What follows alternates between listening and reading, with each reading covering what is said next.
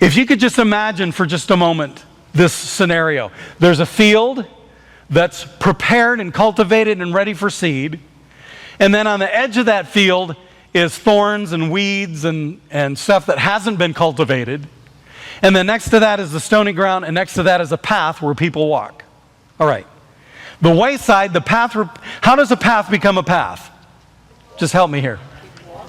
You walk on it. How do you get a hard heart? By getting walked on. Someone walked on you and walked on you and walked on you and walked on you and used you and abused you and walked on you, and you got a hard heart. And so you were resistant to the word.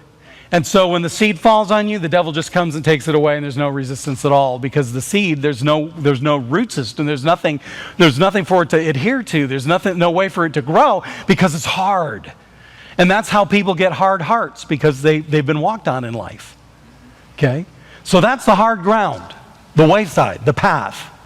Now, next to the path is the stony ground. How did the stony ground become stony ground? Well, people walking on the path would kick the rocks off to the side. So how did the stony ground become stony ground? It got kicked to the side. So people who have been kicked to the side, who have been neglected and rejected, that's why they have such a low tolerance for rejection. Jesus said they have no root in themselves. Afterwards, when affliction and persecution comes because of the word, they wither. Because they don't have any strength, they don't have any root system, and they don't have any resistance to the rejection. They have fear of rejection because they've been kicked to the side. They've been cast aside. That's the stony ground. They have hard spots. And it hinders the seed. You know, it starts getting a little bit of a root system, and it tries to grow, but there's all this other stuff in the way. Rejection and fear of rejection won't let it bloom and blossom and grow. Okay? So you've got the wayside, the path of hard ground that's been walked on. You've got the stony ground that's made up of hard spots that have been kicked to the side. Then, next to that, you've got the thorny ground. It's weeds, it's thorns, it's stickers, and the only thing with the stony ground, or the thorny ground, you know, thorns creep in. You know, nobody plants thorns. You know, oh, what are you planting in your field? Thorns. Going to have a thorn crop. Nobody plants thorns. How many of you have weeds in your yard? Did you plant them? What? You didn't plant them? How did they get there? They entering in. That's what Jesus said. Entering in, choke the word. Thorns entering in, choke the word. Weeds entering in, choke the word. And what is he talking about? The cares of this world, the deceitfulness of riches, the lust of other things, entering in, choke the word. What is that? That's a cluttered life.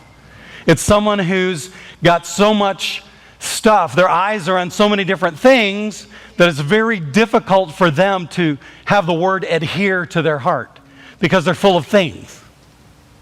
You know, they're full of care. Oh, got to make this person happy. Oh, I need to go buy one of these. Oh, you know, and their life is full of stuff instead of full of the word. Okay, now, then there's good ground. Good ground's been cultivated. All right? The good ground has been dug up. The good ground the rocks have been removed. The good ground has been weeded. The weeds and the thorns have been taken out. What is the difference between the good ground and all the other ground? Work. Work. That's all. Work. Somebody took the time and made the effort to make the good ground good. That's the only difference. The wayside, dirt. Stony ground, dirt and stones. Thorny ground, dirt and thorns. Still dirt.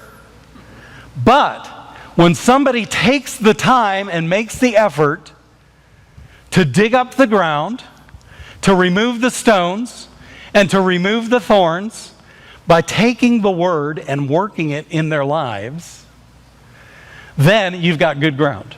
Then the seed can be sown in it. And then it'll make all the difference in the world. Now, why is this important? Because I feel like there's a lot of believers, even right now, probably not you guys because you go to church here, but there's a lot of believers that are sowing seeds and it's not bearing fruit, and they don't know why, and there's all this other stuff going on. But They're casual about the Word. They're not strategic about it.